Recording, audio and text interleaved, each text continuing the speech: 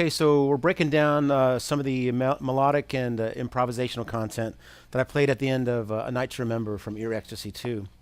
On this run through, I dug right in on the melody. This is at the end of the song where the main key of the song has been B minor, but now it modulates to D minor. And the chord progression is D minor to F major to B flat major. So a lot of the ideas we've been talking about in other sections kind of come from the same parent key of F major. But the first thing I do is state the melody, and it starts with a device that I use quite a bit with a pivot note, where I'm pivoting off the note A in this position of D minor.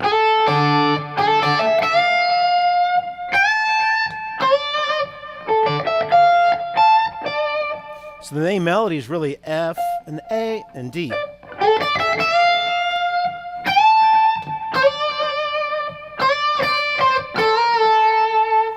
And that's all. It's all in the key of D Aeolian.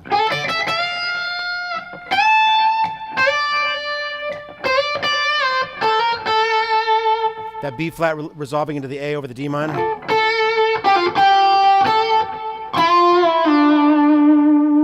So that next part of the phrase.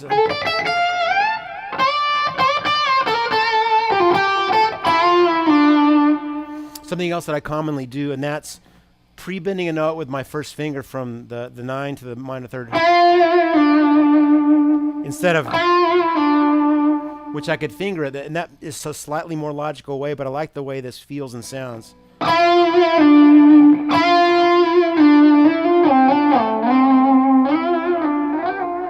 I'll do a lot of sliding just on one string with that one finger.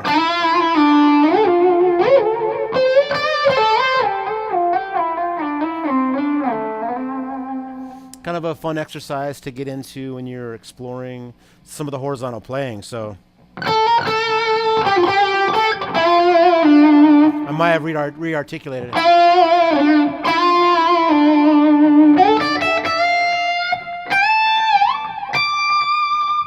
Now the second half of the melody, I rise from the A up to the high D, and I give that note quite a bit of emphasis.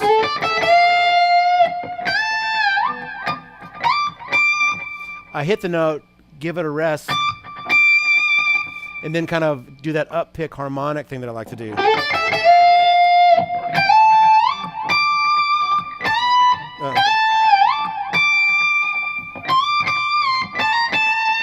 I just repeat that next part of the melody up the octave.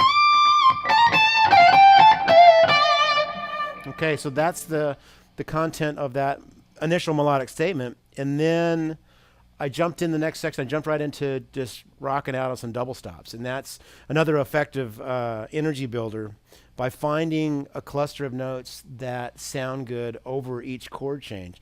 And I just chose it's the A and the D. It's the same type of thing as if you were, Chuck Berry. That root and fifth kind of idea, but what I'm doing is I've got a D on the D string and a D on the B string. So I've got the octave, and in between that, I've got the notes G and A that I'm pivoting back and forth on.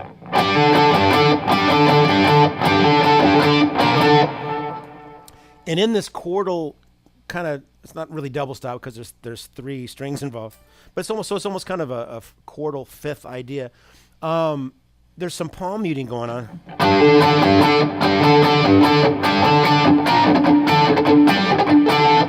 And that's kind of a rhythm guitar thing, but obviously I'm using it in a soloistic way here.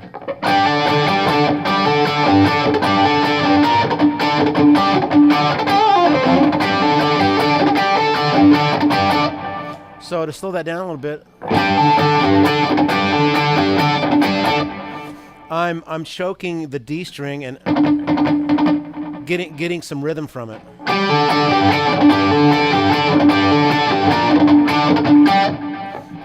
I'm maybe overemphasizing, but that's what's happening within that phrase.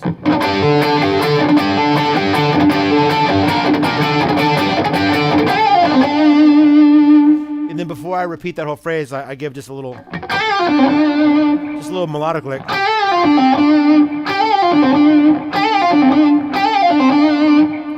And as I'm watching what I'm doing, I see that I repeat that D note. I could have just played,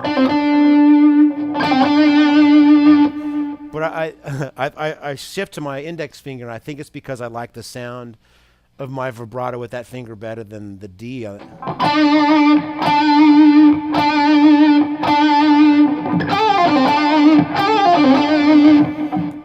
Yeah, I think it sounds a little smoother, at least for my technique.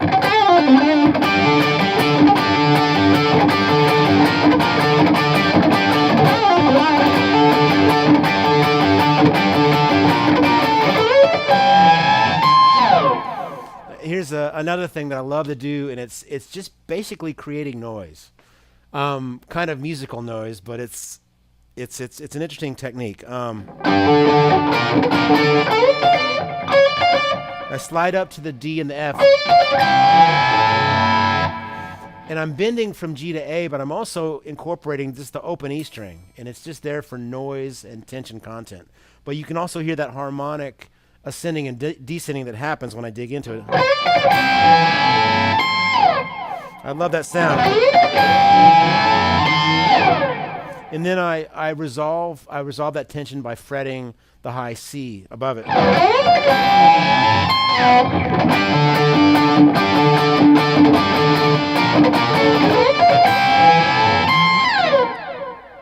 So there's that middle section with the with double stop ideas. And then after that, I did an ascending unison bend. Again, another kind of energy building idea.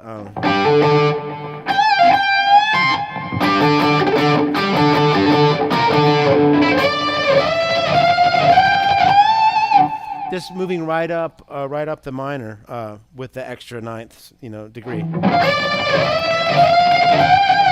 It's all unison bends. But I'm kind of doing some tremolo picking where I'm,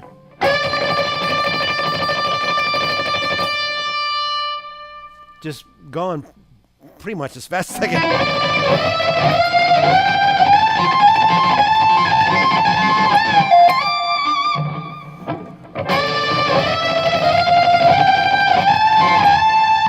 And then when I get to that, the top note is A. When I get to the A,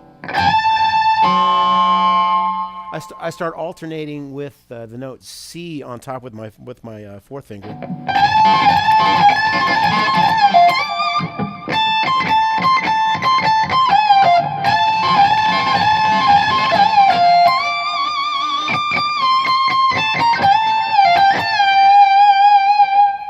Okay, so some of that. Then I believe I do a descending scalar run, and it kind of involves some triplets just in that key of D Aeolian. The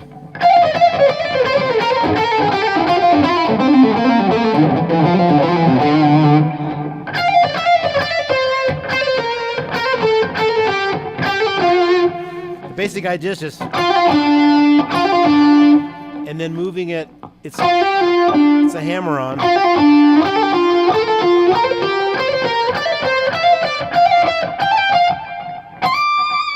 And then just moving it to the scale. So.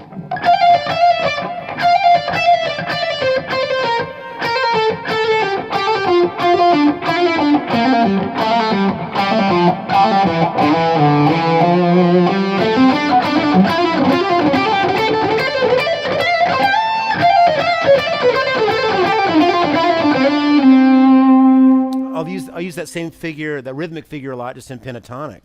If I wanted to take a D minor pentatonic ascending.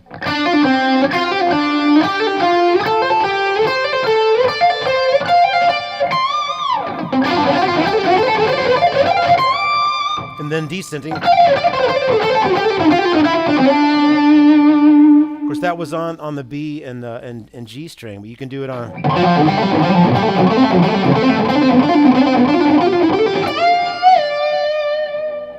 Find little rhythmic groupings like that, and try moving it to the scale to just give you new melodic and rhythmic ideas. Okay, so there's a night to remember. Take some of these ideas, hopefully incorporating ideas from all the sections in the series, and try plugging some of those in. Again, just little bits at a time. Don't overwhelm yourself with too much information. The best thing is just take one or two little ideas at a time and really develop it. It's like learning a language. If you learn a new phrase in whatever language, it's great to be able to try to use it, speaking that language. Use it in a sentence. So it's the same with melodic ideas. You can't learn the whole language in one sitting. You need to find phrases that resonate with you and that you enjoy, and then really, really develop those, and then add it to what you already know. And so before long, these start becoming a natural part of your dialogue. They start becoming a natural part of your phrases, and you can keep building onto that. And that's the inspiring thing, is you never get to the end of that road. It just keeps going and keeps getting broader and more beautiful, hopefully. So hope you're inspired like I am, and have fun.